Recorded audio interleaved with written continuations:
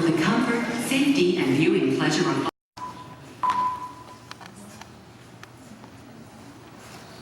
This is the firing room, launch control for the Apollo missions. This is not a mock-up. These are the very consoles we sat at when men first took off to fly to the moon. The tragedy of Apollo 1 had put us a year and a half behind. We were making up for it in one big leap, and we were doing it with a rocket that no man had ever flown before.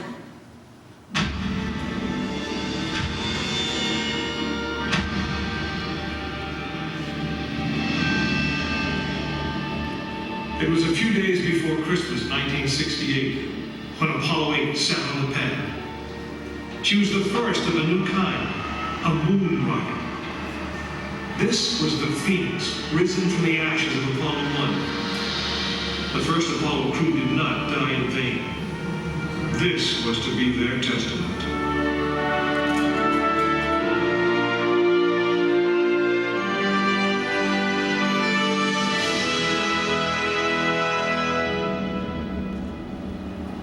"36 stories high, she had been fully fueled throughout the night. The liquid oxygen in her tanks caused ice to form on the outside of the craft.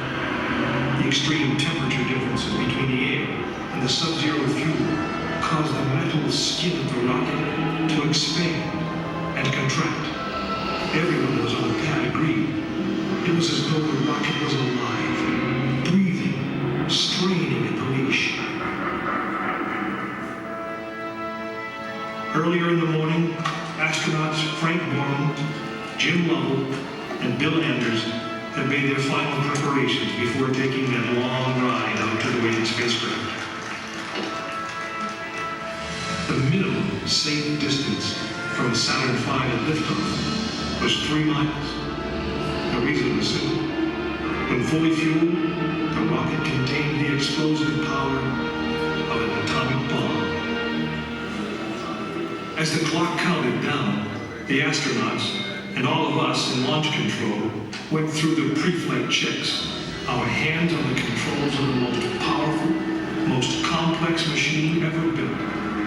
It had over 2 million separate systems, and to bring these men back alive, everything had to work perfectly.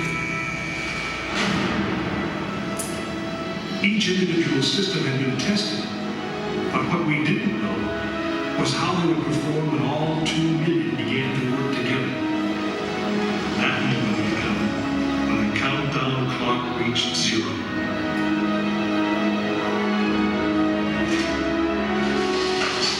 If a maneuvering thruster failed, if communications broke down, if navigation was off by 1 degree, if any piece of the miles of wiring, circuits, relays, or valves was defective, Frank Borman, Jim Lovell, and Bill Anders would pay with their lives.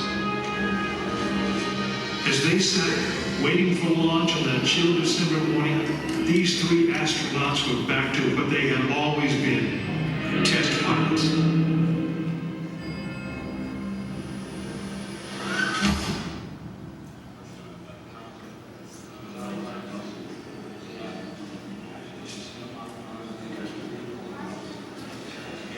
You are now in the final minutes before the launch of Apollo 8, right here where it actually happened.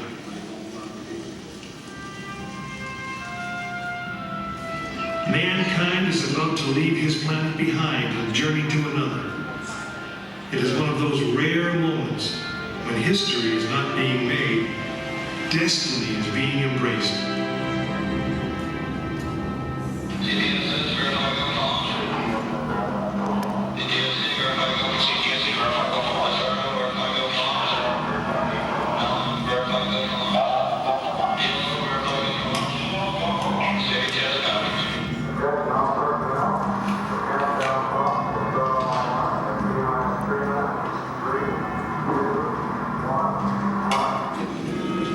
This is launch control, T-minus 3 minutes and counting. We have completed our communications checks with the Apollo 8 astronauts in the cabin, and the communications are go.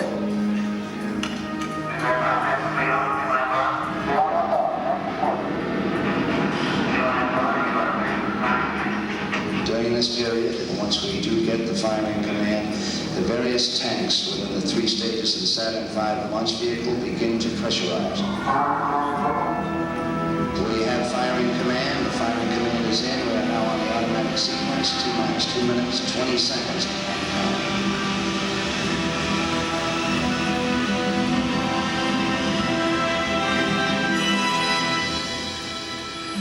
Our status board indicates that all aspects are ready. Instrument unit is ready, spacecraft ready, final check of the emergency detection system, that ready, light also on.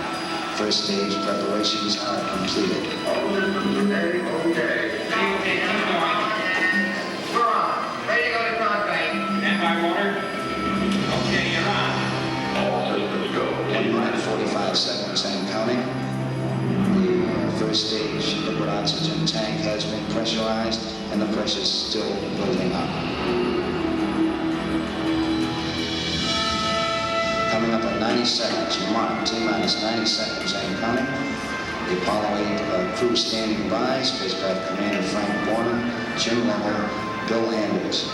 We now report that the liquid hydrogen tank in the third stage is pressurized. 1 minute, 15 seconds.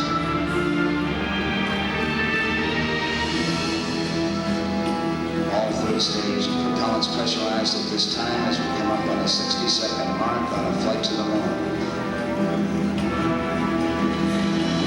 T-minus 60 seconds and counting. The vehicle now is completely pressurized. We're coming up on a power transfer shortly.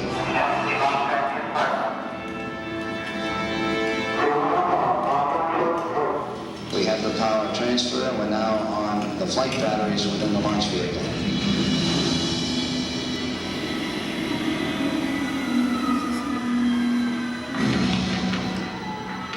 Final reports come up from Frank Borman at this time.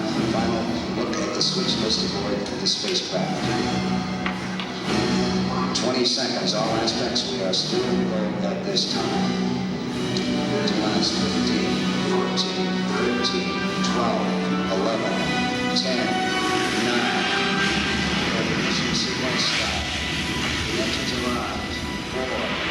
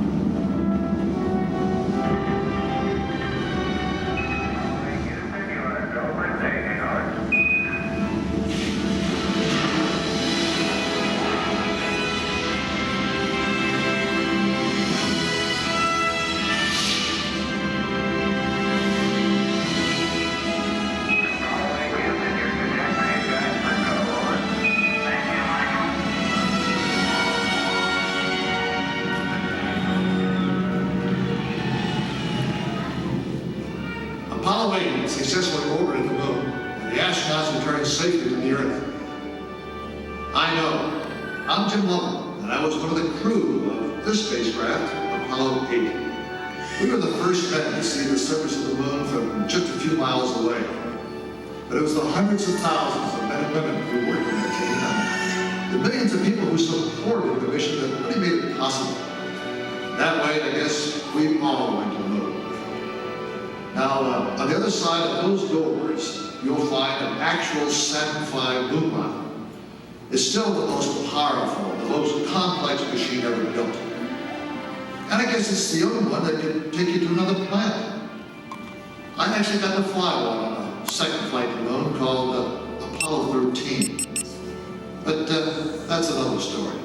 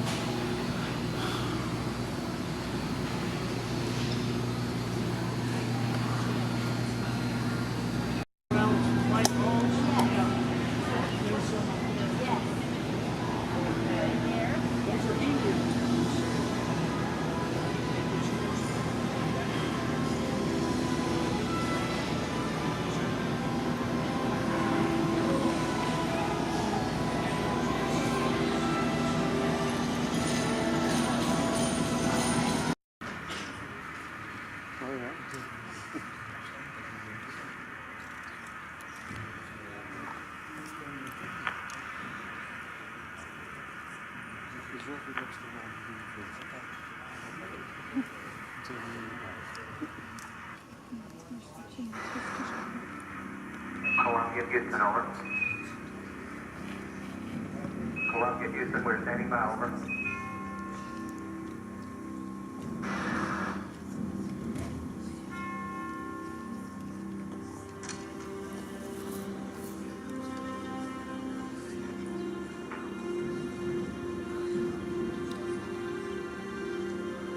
Columbia, Houston, over.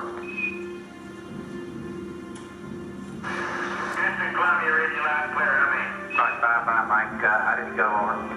Best thing, everything's going just swimmingly. Beautiful. Great. We're standing by for Eagle. Okay, come on. We copy out. Yeah, flight controllers, we're off to a good start. Play it cool. AOS left. Roger, AOS Lem. Houston, Eagle, how do you read? Bye, Eagle. We're standing by for your burner report, over. Roger, the burn was on fine. As soon as the Eagle reappears, things begin to go wrong. Mike, we lost data. Over in Houston, we lost all data with Eagle. Radio communications break down. Eagle, Houston, did you call? Messages to Eagle must be relayed through Mike Collins aboard the command module Columbia. Throughout the crucial final checks, contact with the Eagle keeps dropping out. Don't lose that data. And Flight Director Gene Kranz inches closer to aborting the mission. Columbia, Houston, we lost Eagle again. Heading by the high gale. Hey, we got data back. Radar flight looks good. With the vital computer links temporarily holding, the moment of decision is now.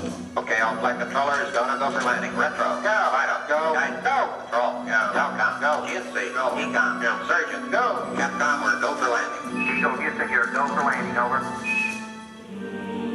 Understand, go for landing.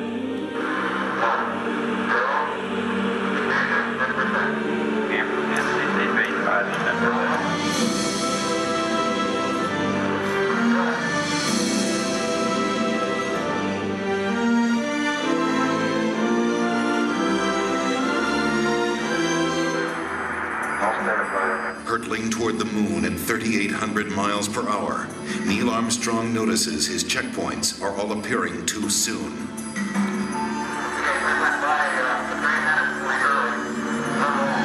This means a serious navigation error. He thinks you're a little bit long downrange. At these speeds, 3 seconds long means missing the safe landing zone by 3 miles.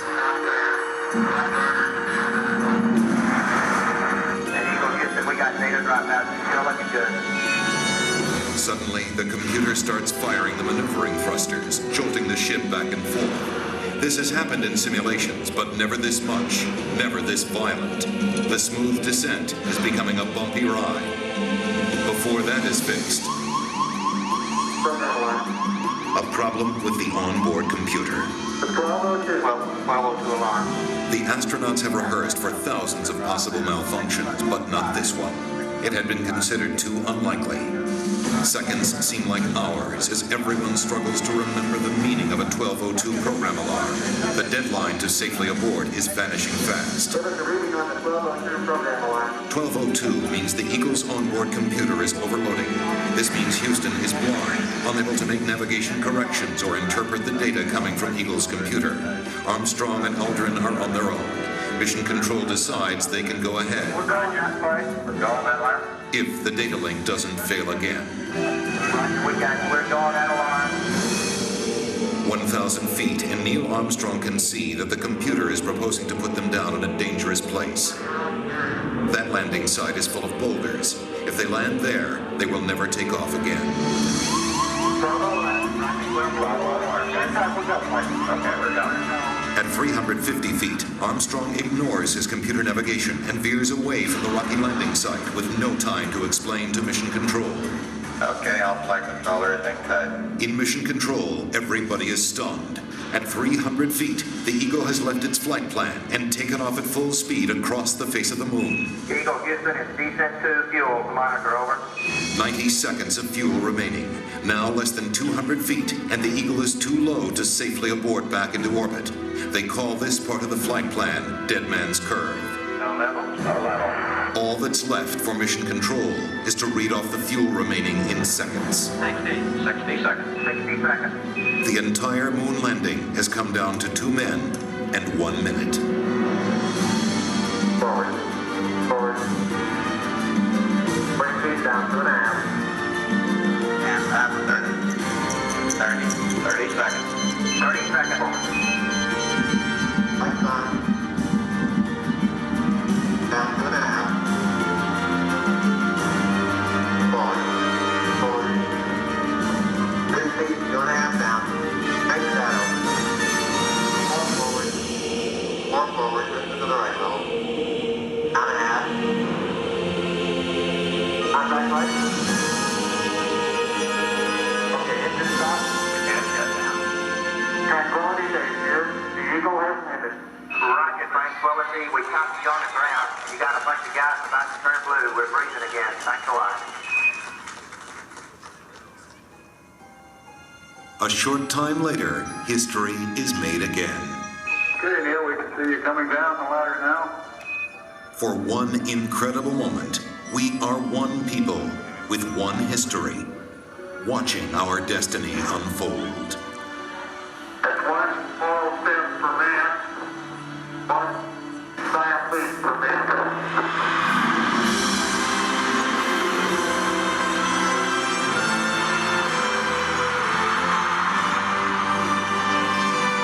Armstrong is on the moon. Neil Armstrong, 38-year-old American.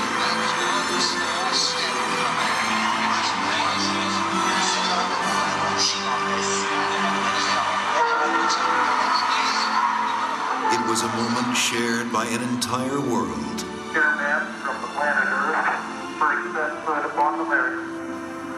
It came in peace for all mankind.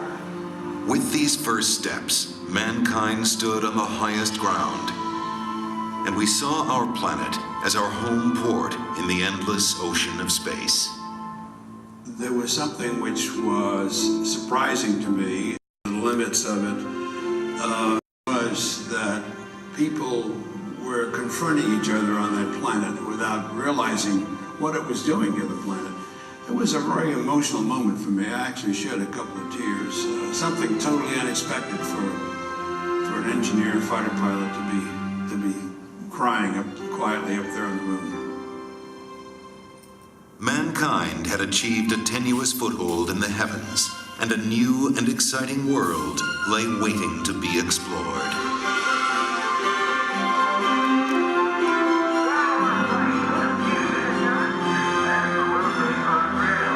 The first mission had stayed for only 1 day, but over the next 3.5 years, 5 more Apollo missions visited the moon, and with each one, we stayed longer, roamed further, and discovered more.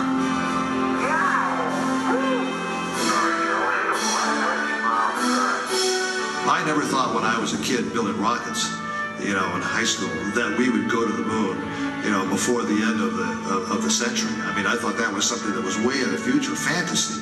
I was rolling on the moon one day. In a very month of December, May. Look at the back of that rocket. That is the best example we got. That's on stub your toe. We have got to understand that as a people, we need to stretch. We need to reach beyond our grasp. We need to strive to do things that seem impossible, because in the accomplishment of them, we move society forward. Boy, isn't the beauty of this place is just absolutely incredible. One of the astronauts has said those hills that we climbed give our children and grandchildren a different perspective, that they see the mountains that we couldn't see. And so what we consider impossible, they're dreaming about. 3, 2, 1. What a ride, what a ride. When I have a chance to talk to kids, the first thing I tell them is to take the word